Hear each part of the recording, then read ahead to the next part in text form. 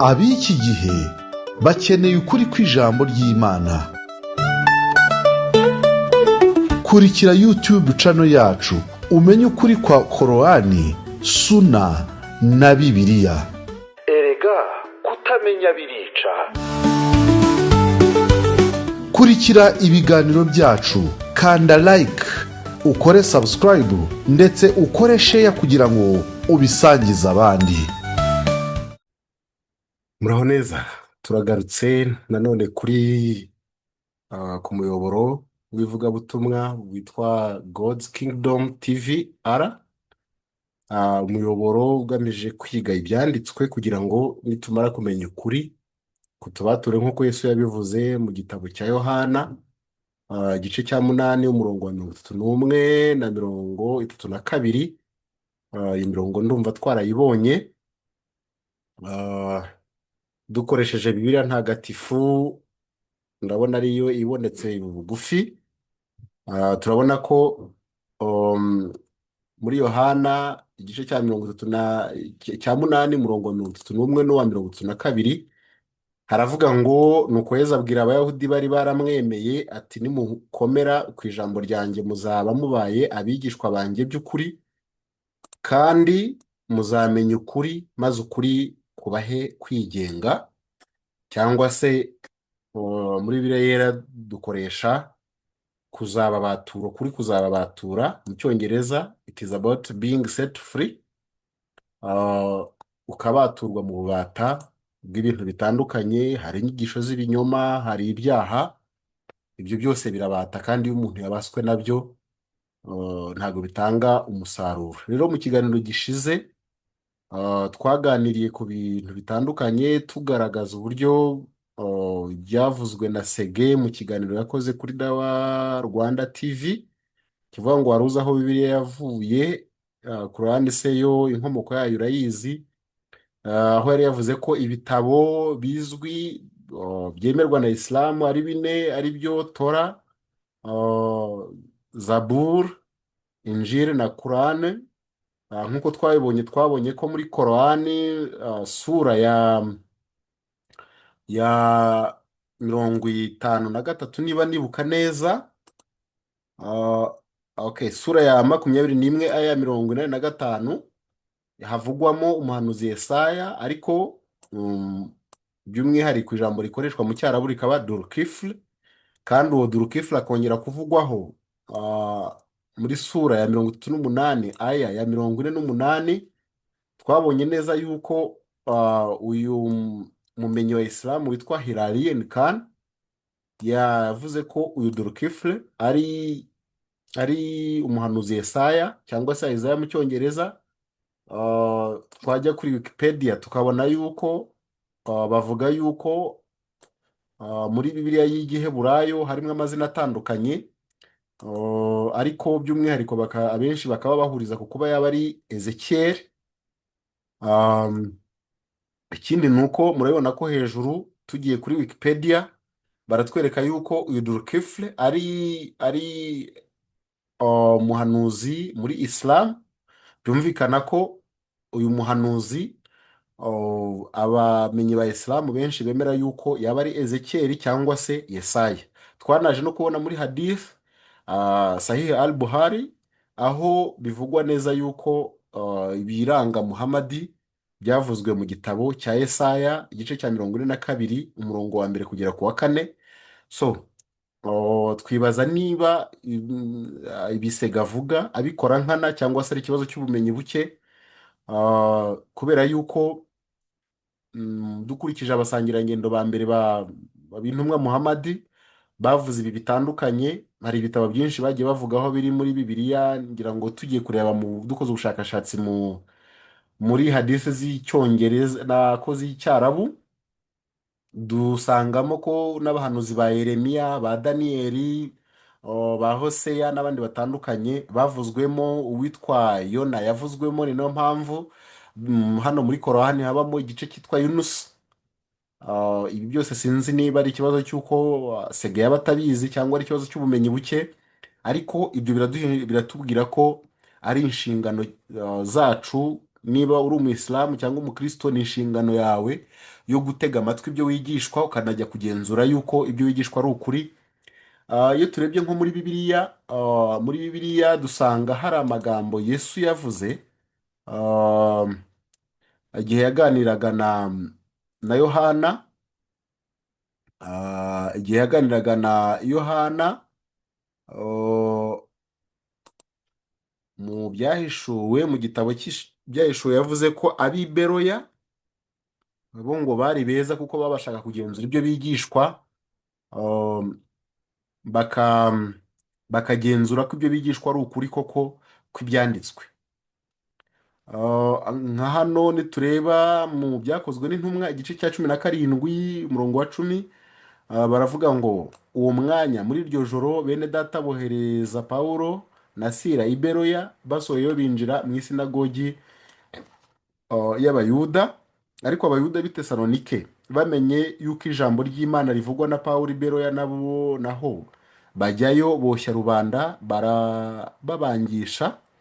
Abajyanaga nawe ni Sopatero mwene Puro w'i Beroya na Aristariko. Ibi ngibi turabibona ko Beroya igarukamo kenshi. Hanyuma tugeze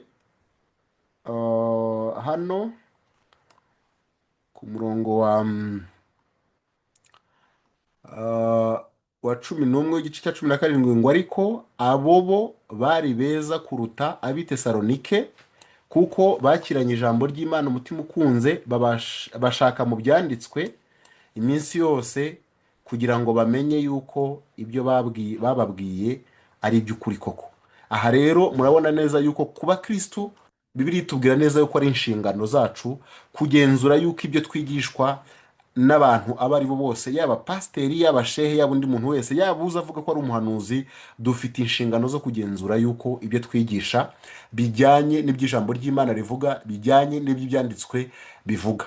Iyo tuvuga ibyanditswe ku bakristo, turavuga Bibiliya igizwe n'isezerano rya kera ikagirwa n'isezerano rishya. Isezerano rishya ririmo ubutumwa bwiza bwanditswe n'abantu batandukanye, barimo Matayo, Mariko, Luka na Yohana. Ku bayisilamu bakaba bavuga yuko ubutumwa bemera ari ubwanditswe na Barinabasi. Ubwo nabyo dufite inshingano zo kujyamo iyo babivuze tukajya kubigenzura. Hanyuma ndagira ngo muri uyu mwanya dukomeze twumva ibikurikira Sege yavugagaho, noneho dukore komantere dusoza. nuko bitabo tuzi twebwe, ariko ibindi biri hariya ntabwo ari ibitabo Imana yaramanuye. Oya, ni abantu biyandikiye ibitabo byabo. Mese Sege, Abatwumva ndagira ngo iki kintu mucyumve. Sega avuze yuko uretse ibitabo bine bya Tora, Zaburi, kuko ushize twabonye ko ariko yari yabivuze, avuga ko ibitabo bizwi ari bine gusa: Tora, Zaburi, Injili na Quran. Hano avuze yuko ibyo bitabo ari byo byonyine, hanyuma ibindi bisigaye byanditswe n'abantu. Mu yandi magambo bivuze yuko nk'uko twabibonye muri Yesaya 42, aho bavuga yuko Yesaya ari muri 42 yavugaga kuri Muhamadi, bivuze neza yuko ibyo byavuzwe n'umuntu bitigeze bivugwa nande na Allah. Ibyo birahita bisenya icyuko Muhamadi, kuvuga yuko Muhamadi yahanuwe muri Yesaya 42, ubwo ishingiro ryabyo riraba risenyutse. Reka dukomeze. utarakomeza uvuze ku kintu cy'ivanjiri Yeah. igaragara mu bitabo, Yes. cyane cyane nk'iyo turi kumva padiri ari gusoma ivanjiri aravuga ati ubutumwa bwiza uko bwanditswe na Mariko cyangwa se na Matayo cyangwa se Yes. tuvuga ati iyi ni ivanjiri ntagatifu. Iba ari ivanjiri yindi yahawe Yesu cyangwa ni iya Mariko, ni iya Yohana, ni La, iyo ntabwo ari evanjiri yahawe Yesu. Niyo mpamvu urasanga tutangire kuri evanjiri. Tutangire kuri evanjiri. Igihe Yesu yigishaga, umuntu yandikaga direkte. Igihe Yesu yigishaga, yaravugaga, ni umuntu yitwa Barnabas. Guys, ndagira ngo mbabwire neza yuko ibisega avuze ari ikinyoma, nk'uko nakomeje kubivugaho. abigisha ba isilamu bafite ijambo bagenderaho ryitwa takiya, rivuga neza yuko lying is the shield of faith. Mu yandi magambo bivuze yuko kubeshya ari ingabo ikingira ukwemera kwa isilamu. Hanyuma hanavuze yuko barinabasi ari we wandikaga mu gihe Yesu yigishaga cyangwa se n'ibyo yakoraga, uwandikaga ari barinabasi. Mu kinyarwanda tubivuze twavuga neza yuko ari barinaba, ariko ngira ngo nko muri bibiliya ntagatifu birashoboka cyane ko baba banakoresha n'iryo jambo rya barinabasi, ariko reka tugende muri bibiliya yera ariyo dukoresha. Ndagira ngo mbabwire neza yuko ibisega avuga nta referanse n'imwe wapfa kubona uretse izitekerezwa ko zahimbwe n'abashe cyangwa se abigisha ba isilamu ku mpamvu zitazwi, cyangwa se n'abandi bantu bashobora kubikora ku nyungu zabo runaka. Ibyo ngira ngo ni ibisanzwe bikorwa, kuko hari n'abitwa ko ari abakristo ariko bakaba bashobora gukora inyandiko runaka bitewe n'impamvu. Ibyo nta gitungurana kirimo. Hanyuma uyu barinabasi ntabwo yari no mu bigishwa 12 Yesu yatangiriyeho, abo yabanje gukorana nabo. Uyu barinabasi atangira kuvugwa bwa mbere mu gitabo cy'ibyakozwe n'intumwa, kuko yaje gukizwa nyuma anakorana umurimo w'ivugabutumwa hamwe na Pawulo uyu uvugwa yuko ari we wahinduye ibyanditswe. Abayisilamu sega yanabivugaho. Hanyuma mu ntumwa 12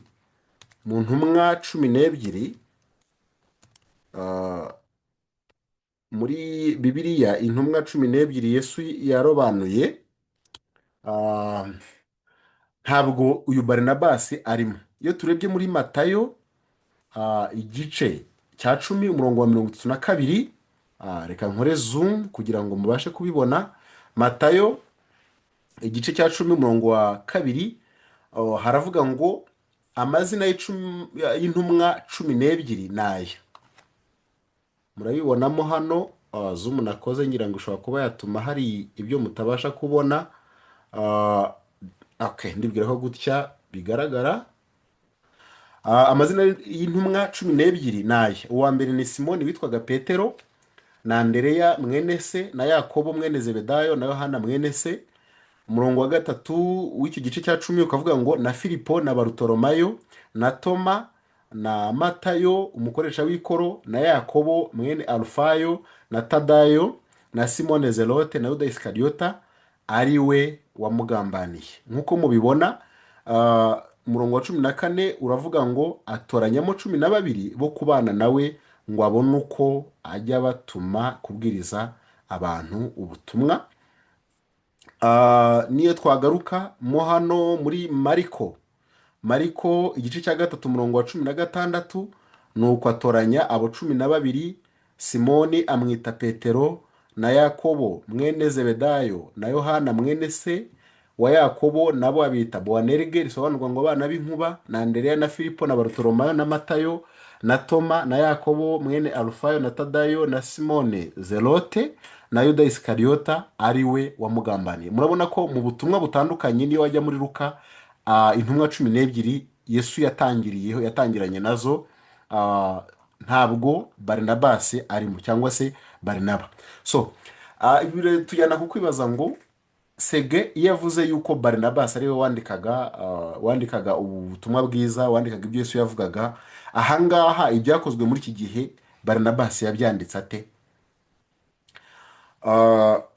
Byumvikana ko iki ngiki atari ukuri, kandi niyo twareba kuri Muhamadi ntabwo hari abari bafite inshingano zo kubyandika byihariye. Hari abo yagiye inshingano zo kwandika ibya Korani, ariko ibyo yagiye akora, ibyo yagiye avuga, ntabwo inkuru kuyisubiramo uko byagiye bigenda, nta tegeko riba rihari ry'uko bavuga ngo uyu nguyu niyo ngo uzabivuga gusa.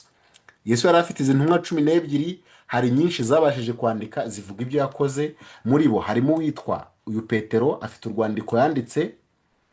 Uyu Yakobo afite urwandiko yanditse.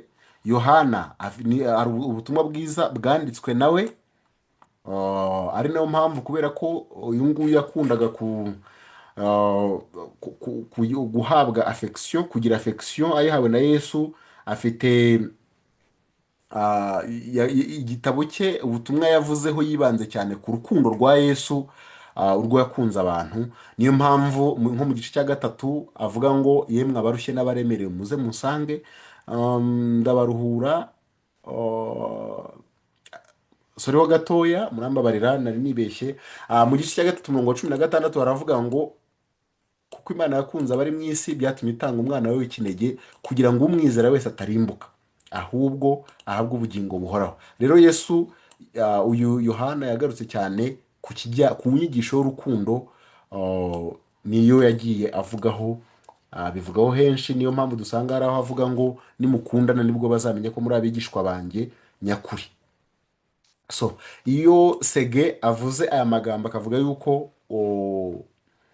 uwandikaga ibyo Yesu yagiye avuga ari Barinabasi, ni ikinyoma. uyu Barinabasi agaragara honyine, ahantu agaragara honyine atangira kugaragara mu gitabo cy'ibyakozwe n'intumwa.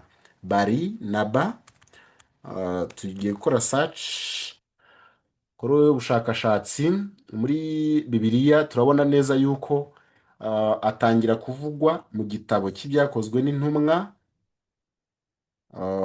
Ibyakozwe n'intumwa mu gice cya 4, ngira ngo igice cya 4 niho ahantu hambere tubona izina Barinabasi. umurongo wa 10 murahabona ngo Aristariko uwo tubohanwa arabatashya. uyu wandikaga ni Pawulo, mwene se wabo wa Barinaba. murabibona ko hari abigarutseho.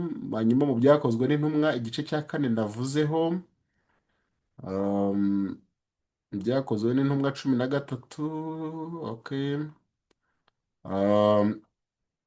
Dukomeje kureba 15, igice cya 9 Abakorinto. Okay, ndabona uwo murongo wa 14 ntawugira, ariko murabona ko imirongo Barinaba avugwamo niyo mu byakozwe n'intumwa no mu nzandiko za Pawulo. Nigeze kuvuga yuko Barinaba yakoranye umurimo w'ivugabutumwa na Pawulo, ni nayo mpamvu hano mubona yuko amugarukaho kenshi.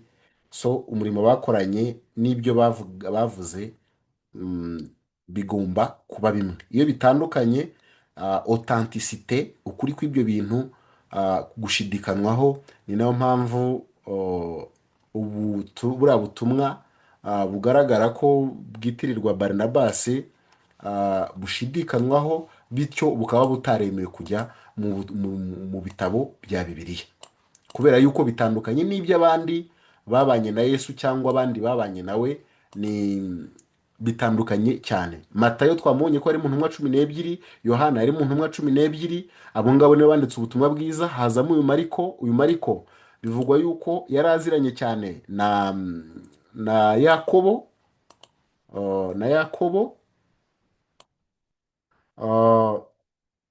hanyuma Luka yari aziranye cyane na Pawulo, babanye igihe kinini. So ubutumwa bwiza impamvu ubwabo bwanditswe ni uko bagiye bandika bashingiye ku byo bumvishe ku babanye na Yesu, les témoins oculaires, ababyiboneye n'amaso yabo.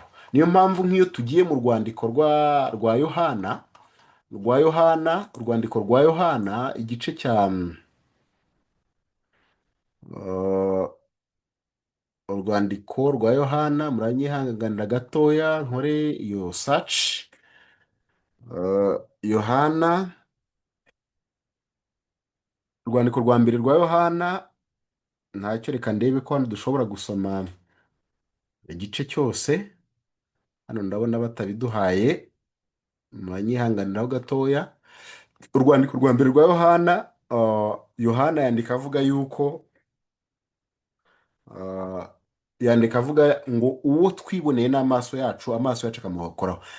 Okay, ngaya amagambo murayabona. Aravuga ngo Yohana aravuga ngo uwahozeho uhereye mbere na mbere, uwo twumvise, uwo twiboneye n'amaso yacu, kandi uwo twitegereje intoki zacu zikamukoraho, ari we jambo ry'ubugingo. kandi ubwo bugingo bwarerekanwe, turabubona, turabuhamya, kandi none turababwira iby'ubwo bugingo buhoraho bwahoranye na Data wa twese, tukabwerekwa.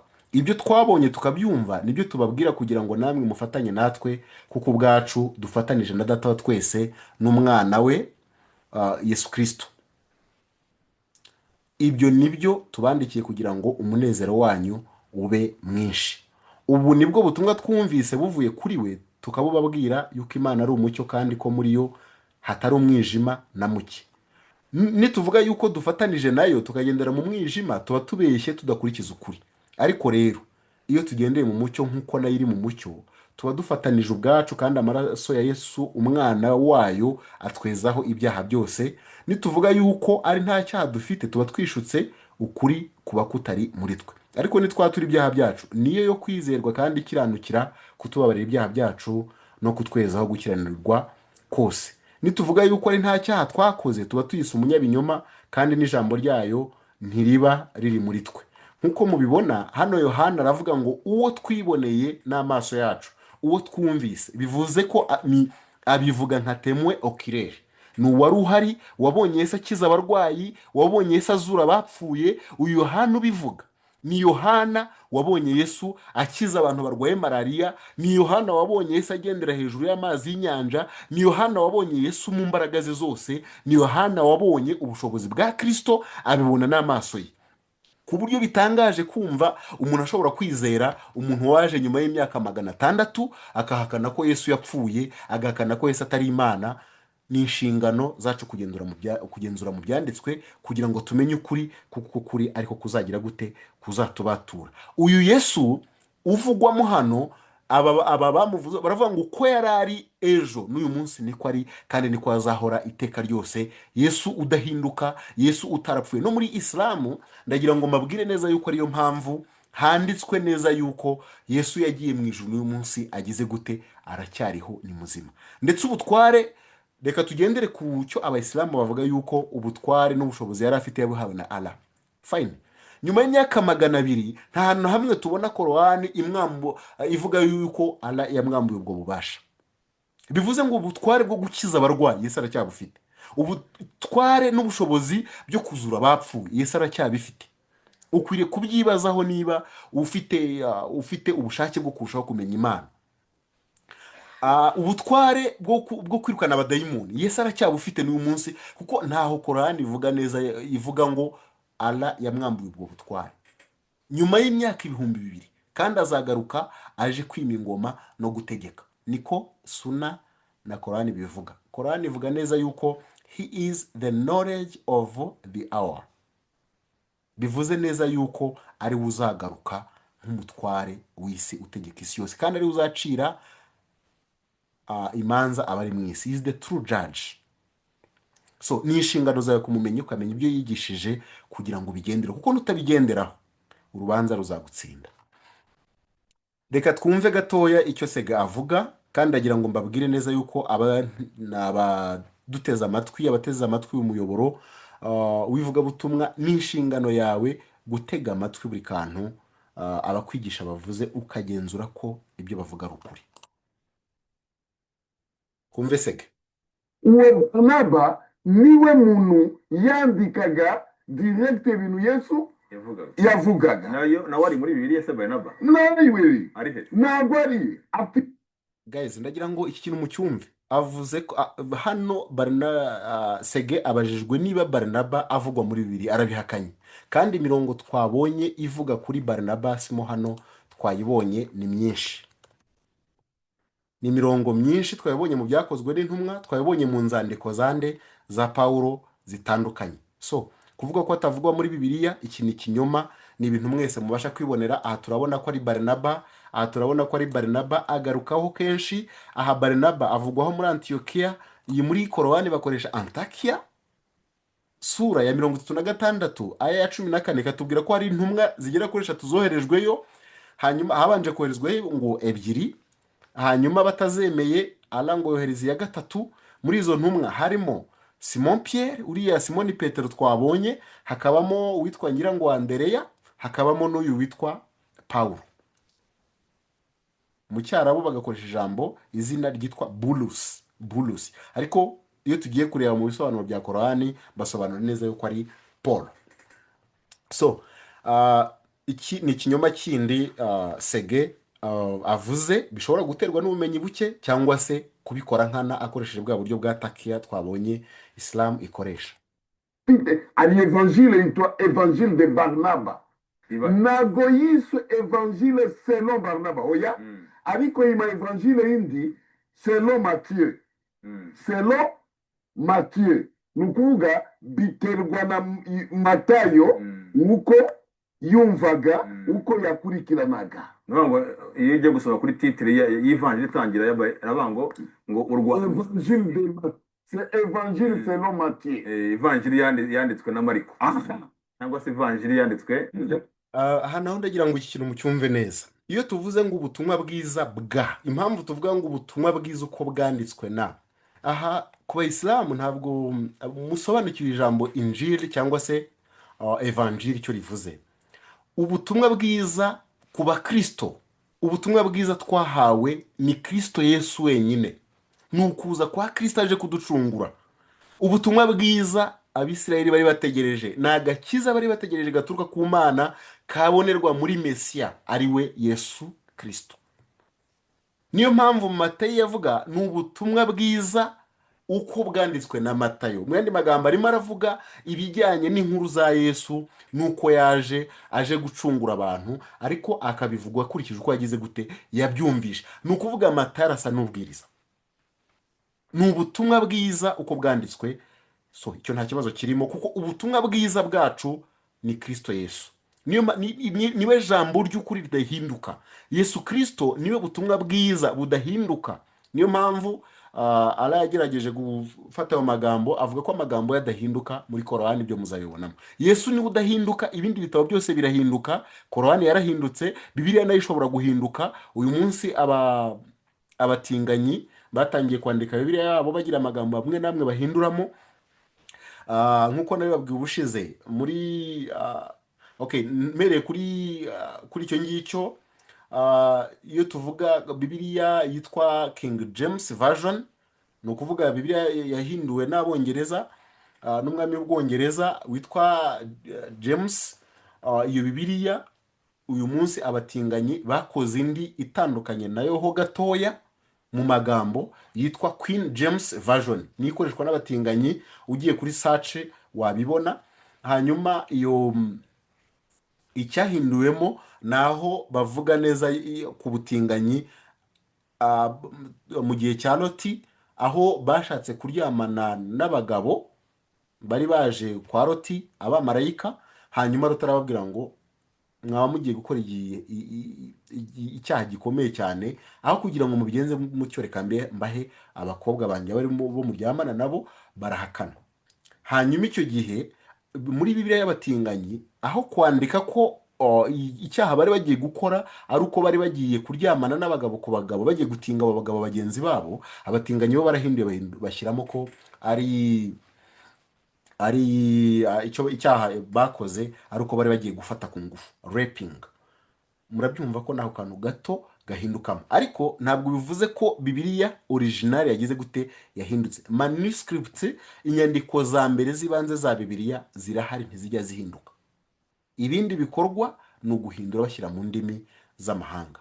Hanyuma aha segati Korowani nako ubutumwa bwiza bwanditswe na Barnabasi nibwo bwemewe. Ndaje turebeho gatoya agace gato. Ni byiza ko umuntu nakubwira reference ujya kurebamo ibyo avugamo niba ari ukuri. Katumwumve.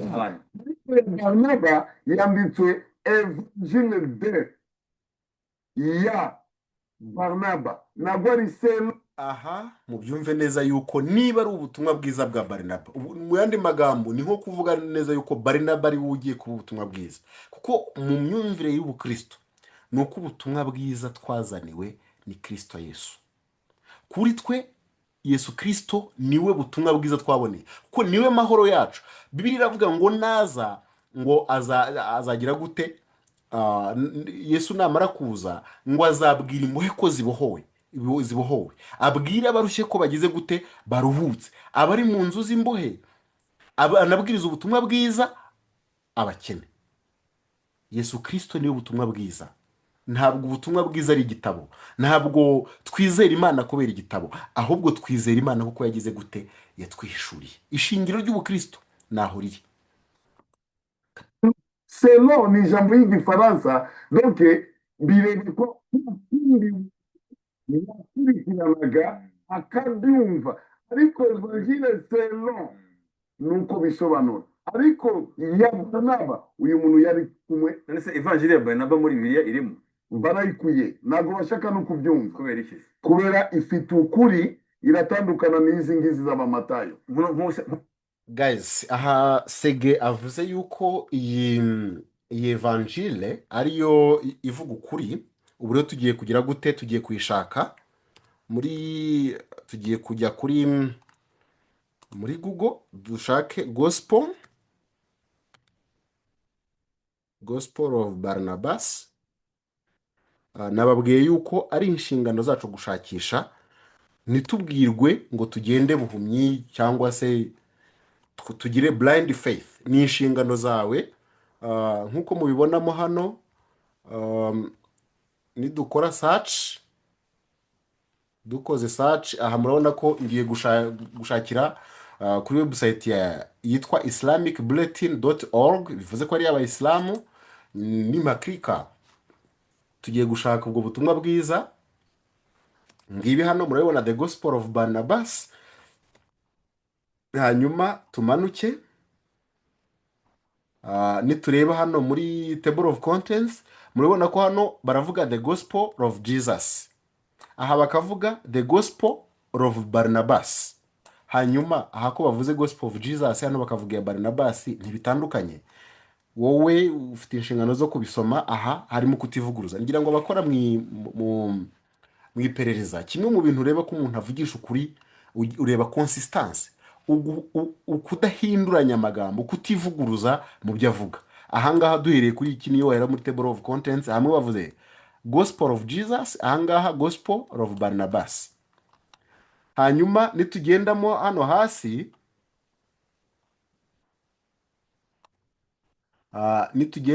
hasi, turabona neza yuko bavuga ibyo muri New Testament, bakavuga ko harimo urwandiko, inzandiko, harimo izo Pawulo yanditse, bakavuga urw'Abakolosayi, bakavugamo ko aho ngaho bavuga ibya Barnabas. ngira ngo twigeze kubibonaho, nibutsa ko Sege yavuze yuko Barnabas atagaragara muri Bibiliya. Murabona ko muri evanjili bivugwamo byo ubwabyo biragaragaza neza yuko Sege ibyo avuga abeshya, bishobora guterwa n'ubumenyi buke cyangwa se kubikora nkana. Bavuga inzandiko za James, urw'Abagalatiya n'izindi zitandukanye. Ibi singiye kubitindaho. Reka tumanuke tujye kurebaho gatoya mu bivugwamo hariya muri ubu butumwa bwiza Sege yemera ko ari bwo bw'ukuri. Reka turebe muri chapitre ya mbere. Chapitre ya mbere iratubwira iki? Chapitre ya mbere y'ubu butumwa bwiza iravuga ngo, reka turebemo hano, iratubwira neza yuko hano Mary, in these last years, a virgin called Mary of the lineage of David of the tribe of Judah was visited by the angel Gabriel from God. Hano turabona neza yuko uyu marayika Gaburiyeli yasuye Mariya, hanyuma amubwira ibyo kuvuka kwa Yesu. Bakatubwira neza yuko Mariya yari uwo mu rubyaro rwa Dawidi, yakomokaga kuri Dawidi mu muryango wa Yuda. Ariko nitujya muri Korowani turaza gusanga Ala na Muhamadi baribeshye. Nibutsa neza yuko iki nkivuze kubera neza yuko Sege yavuze neza yuko ubu butumwa ari bwo bw'ukuri bwa Barnabas. So murahita mubona ko bivuguruzanya. Nitureba Imran, turabona neza yuko sura ya 66 aya ya 12 iravuga neza yuko Mary, Imran's daughter, ni ukuvuga Mariya umukobwa wa Imran, who guarded her virginity, so we breathed into her our spirit, and she confirmed the words of her Lord and his books. Ibi murabibona. Turebyemo hano baratubwira neza yuko Mariya ni nyina wa Yesu, sibyo? Murabibona neza yuko hano batubwira ko Mariya nyina wa Yesu ari umukobwa wande wa Imurani. Imurani ni se wande wa Moses.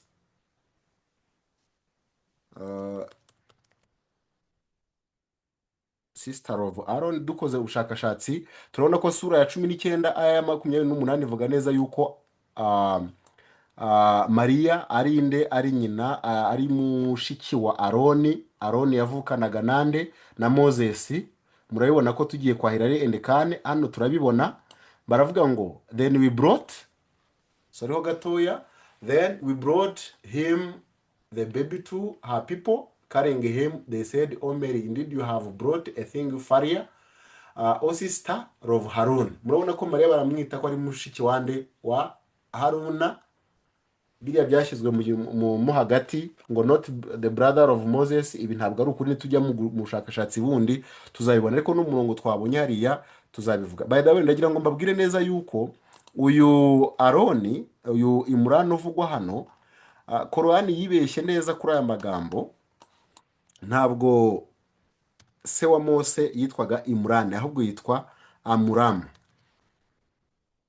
Sinzi ko ari impamvu bumvikana yasobanura uburyo abakristo n'abayahudi baba barabeshye kugeza ubwo bahindura n'amazina ya se wa Mose. Inyungu yabirimo yabariye, ukwiriye kubitekerezaho. Amuramu, kuva mu igice cya 6 umurongo wa 20 haravuga ngo Amuramu arongora Yokebedi nyirasenge, babyarana Aroni na Mose. Imyaka Amuramu yamaze yaramye ni 137. Twajya mu kubara babisubiramo, muka Amuramu yitwa Yokebedi mwene Lewi, yabyariye muri Egiputa. Aha murabona ko uyu Mose yakomokaga mu muryango wa Lewi, ntabwo ari umuryango wande wa Dawidi. Aha rero murabona neza yuko Korani ivuga ibitandukanye n'ibyo Bibiliya ivuga, kandi ibi ngibi turimo turabikura muri Tora yoherejwe nande na Moses. Ikindi nuko izina Miriam rijya guhura neza n'irya Mariya, kuko mu Cyarabu bavuga Mariam. So Allah yasomye mu Giheburayo, nako Muhammad yasomye mu Giheburayo Mariam abyitiranya na Miriam, nuko birangira Mariya nyina wa Yesu abaye mushiki wa Aroni na Mose, kandi harimo hagati yabo harimo igihe kirekire cy'imyaka 1000. Ukabona neza yuko rero Bibiliya ahangaha hari icyo cyatuma, ari kimwe mu byatumaga abayahudi n'abakristo bavuga neza yuko Muhammad atari umuhanuzi w'Imana bemera ariyo Yehova. Ibi nuko mbyumva nkurikije ibyanditswe, ariko ufite inshingano, ufite n'uburenganzira bwo gukora ubushakashatsi nawe ukagenzura ko ibyo mvuga ari ukuri. Twabonye neza yuko Yesu yavuze ngo nituguma mu ijambo tuzamenya ukuri, uko kuri kuzatubatura. So ni inshingano zanjye nawe gusoma mu byanditswe kugira ngo tumenye icyo ibyo twemera bivuga, hanyuma ukuri kurimo tukugumane, ibinyoma birimo tugire gute tubishyire iruhande, twemere iby'Imana yavuze. Ntabwo kwemera Imana kwanjye gukwiriye gushingira ku wundi muntu, ahubwo gukwiriye gushingira ku mubano wanjye nayo. Kandi ikindi ndagira ngo mbabwire neza yuko mu binyoma habamo ukuri, ariko mu kuri ntabwo hashobora kubamo ibinyoma. Nta binyoma biba mu kuri.